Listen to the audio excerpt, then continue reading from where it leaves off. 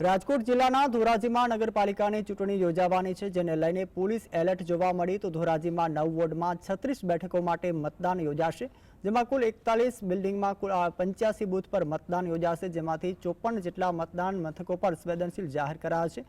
Dhoraji police દ્વારા flag March યોજી કરી હતી, જેમાં 1 પીઆઈ, 1 ડીવાયએસપી, 10 પીએસઆઈ અને 10 એએસઆઈ પોલીસ કોન્સ્ટેબલ અને રેપિડ ફોર્સના જવાનોને પણ સામેલ થયા હતા।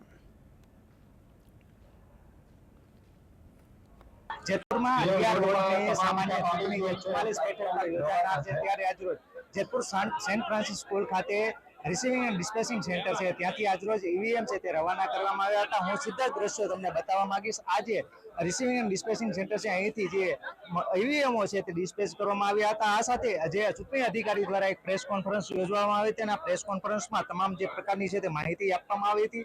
આ સાથે અહીંથી રિસીવિંગ અને ડિસ્પેચિંગ સેન્ટરથી જે ચૂંટણી અધિકારી દ્વારા માહિતી પ્રમાણે જેતપુરમાં 11 વોર્ડમાં 118 મતદાન મથકો ઉભા કરાય છે, જેમાં 97 જેટલા સંવેદનશીલ મતદાન મથકો ઉભા કરાય છે। તંત્ર દ્વારા તમામ પ્રકારની ચુસ્ત વ્યવસ્થા કરવામાં આવી છે અને આમાં પોલીસ પણ બંદોબસ્ત ગોઠવવામાં આવે છે, જેમાં પોલીસ તંત્ર પણ ખડે પગે રહેશે। આ સાથે જેતપુરમાં 1 ડીવાયએસપી, 2 પીઆઈ, 12 પીએસઆઈ સહિત 300 કોન્સ્ટેબલ તૈનાત રહેશે। ભાજપ, કોંગ્રેસ, આપ અને અપક્ષ વચ્ચે આ ચૂંટણીનો જંગ છે તે જામ્યો છે, જેમાં ભાજપના 42, કોંગ્રેસના 28, આપના 22 અને અપક્ષના 47 અને બહુજન સમાજ પાર્ટીના 1 ઉમેદવારો મળી કુલ 140 ઉમેદવારો ચૂંટણી લડી રહ્યા છે। આ ચૂંટણીમાં 11 વોર્ડમાં 1,04,559 મતદારો છે તે નોંધાયા છે અને આવતીકાલે જે મતદાન મથકો પર છે તેમાં મોબાઈલ પર પ્રતિબંધ મૂકવામાં આવ્યો છે અને આમ આવતીકાલે જેતપુરમાં મતદાન જે નગરપાલિકાનું મતદાન છે તે યોજાશે। આશીષ મહેતા, જીએસટીવી ન્યૂઝ।